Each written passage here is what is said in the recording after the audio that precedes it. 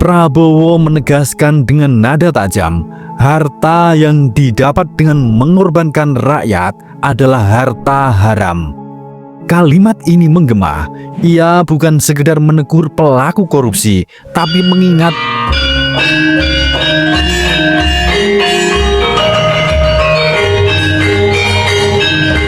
Assalamualaikum warahmatullahi wabarakatuh. Salam waras-waras wae. Hari ini, di halaman Kejaksaan Agung Republik Indonesia, kita semua menyaksikan sebesar 13,3 triliun rupiah uang hasil korupsi akhirnya dikembalikan ke kas negara. Bagi sebagian orang, ini mungkin cuma angka, tapi bagi bangsa yang terlalu lama disakiti oleh kerakusan, 13 triliun ini bukan sekedar uang, ini adalah penebusan dosa. Sebelum kita bedah satu persatu, silahkan tulis doa dan harapan kita semua untuk negeri ini di kolom komentar. Dan bagi sedulurku yang muslim, jangan lupa tulis sholawat atas berkat rahmat Allah Subhanahu wa Ta'ala. Doa-doa kita semua terkabul. Dan di hadapan para pejabat tinggi negara, Presiden Prabowo Subianto berdiri tegak dengan suara berat tapi jernih. Ia bicara bukan hanya soal hukum, tapi juga hati nurani dan karma bangsa. Prabowo membuka pidatonya dengan puji syukur kepada Tuhan Yang Maha Esa. Ia tak bicara teori, tak menebar janji, ia bicara tentang fakta. Bahwa uang sebesar 13 triliun ini bisa digunakan untuk memperbaiki lebih dari 8.000 sekolah, membangun 600 kampung nelayan modern, dan menolong lebih dari 5 juta rakyat kecil untuk hidup lebih layak. Dari sisi spiritual, momen ini adalah simbol bahwa angka semesta sedang menyeimbangkan kembali keadilan. Uang yang sempat diselewengkan kini kembali ke tangan rakyat. Ini bukan hanya peristiwa hukum, tapi proses penyucian energi bangsa. Prabowo menegaskan dengan nada tajam, harta yang didapat dengan mengorbankan rakyat adalah harta haram. Kalimat ini menggema. Ia bukan sekedar menegur pelaku korupsi, tapi mengingatkan seluruh bangsa bahwa kekayaan yang diperoleh dengan cara curang tidak akan membawa berkah. Dari sudut pandang spiritual, rezeki yang haram itu seperti racun.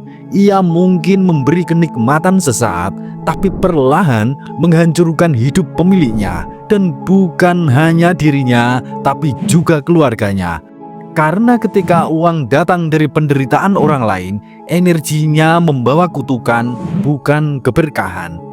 Dalam pidatonya, Prabowo juga menyinggung tentang tambang ilegal, penyelundupan timah, dan manipulasi ekspor-impor yang menyebabkan kerugian negara hingga ratusan triliun rupiah. Ia menegaskan praktik curang ini sudah berjalan selama puluhan tahun. Artinya, selama ini pula rakyat kecil ikut menanggung akibatnya. Harga minyak goreng naik, petani susah hidup, nelayan tak punya fasilitas, sementara segelintir orang menikmati kekayaan dari sumber daya negeri ini. Dari sisi spiritual Nusantara, ini disebut laku anggoro murko, tindakan yang melawan hukum alam, menimbulkan ketimpangan, dan akhirnya akan dihancurkan oleh waktu. Bangsa yang dibiarkan kehilangan keadilan akan kehilangan arah, dan ketika arah itu hilang, bala akan datang dalam berbagai bentuk, bencana, krisis, hingga keruntuhan moral. Semua berakar dari dosa kolektif bernama keserakahan. Namun hari ini sesuatu mulai berubah. Kejaksaan Agung lewat kerja keras dan ketegasan berhasil membuktikan bahwa hukum masih hidup di negeri ini. Prabowo memberi penghargaan tapi juga peringatan. Jangan berhenti, masih banyak tugas, masih banyak penyelewengan, dan jangan pernah menindas orang kecil. Ia menegur lembut tapi tegas, karena di negeri ini terkadang hukum tajam ke bawah, tumpul ke atas. Itulah bentuk paling halus dari kedoliman. Spiritual Jawa menyebutnya sebagai tindak tanpa rasa. Hukum yang kehilangan hati akan melahirkan ketidakadilan baru. Maka kata Prabowo, penegak hukum harus punya hati, karena menegakkan keadilan tanpa belas kasih adalah bentuk lain dari angkara murka. Prabowo mengenang peristiwa tragis seorang anak SD yang ditangkap karena mencuri ayam, juga seorang ibu yang ditahan karena menebang pohon untuk bertahan hidup. Ini tidak masuk akal, katanya. Kalau ada anak mencuri ayam karena lapar, harusnya jaksa dan hakim pakai uang pribadi, ganti ayamnya, dan bantu keluarganya. Ucapan itu menggambarkan inti keadilan sejati, bukan sekedar menegakkan hukum, tapi juga memanusiakan manusia. Dalam sudut pandang spiritual, keadilan tanpa kasih hanyalah bayangan kosong. Hati yang lembut pada rakyat kecil adalah bagian dari karma baik bangsa. Karena negara tidak diukur dari seberapa kuat hukum ditegakkan, tetapi seberapa besar ia melindungi yang lemah. Prabowo juga menyentil para pengusaha serakah. Bumi ini semakin kecil, dunia semakin sempit. Jangan mengira bisa menipu terus-menerus bangsa sebesar Indonesia. Pesan itu jelas, zaman sudah berubah.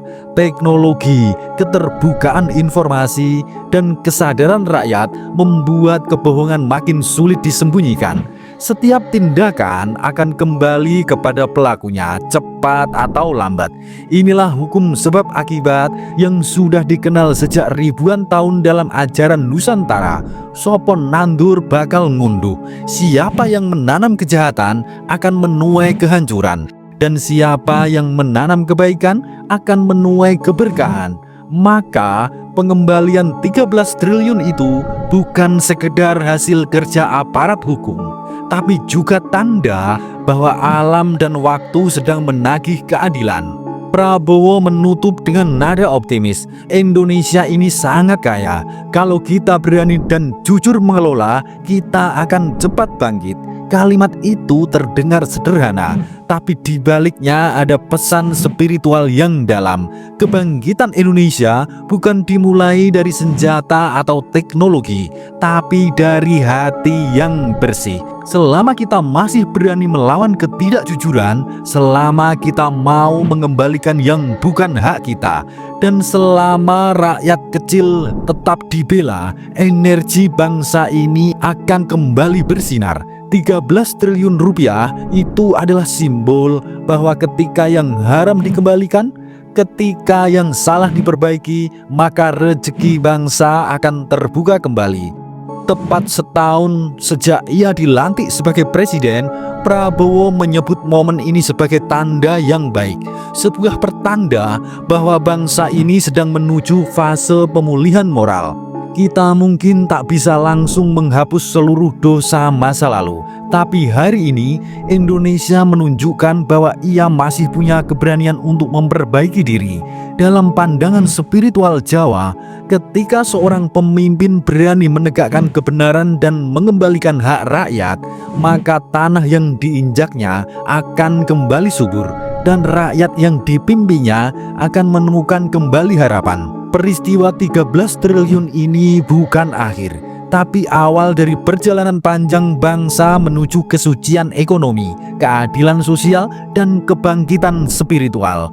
Karena sejatinya menyelamatkan kekayaan negara bukan hanya urusan hukum, tapi ibadah untuk menjaga keseimbangan semesta. Mungkin bagi sebagian orang 13 triliun hanyalah angka, tapi bagi bangsa Indonesia itu adalah energi pembersihan. Pembersihan dari keserakahan, dari kebohongan, dan dari penyakit lama yang membuat bangsa ini terus terpuruk. Dan jika semangat hari itu terus dijaga oleh penegak hukum yang jujur, oleh pejabat yang beriman, dan oleh rakyat yang tidak diam, maka Indonesia akan benar-benar bangkit. Bukan karena uang, tapi karena jiwanya telah kembali bersih. Suradira Jayaningrat lebur dening pangastuti. Wassalamualaikum warahmatullahi wabarakatuh.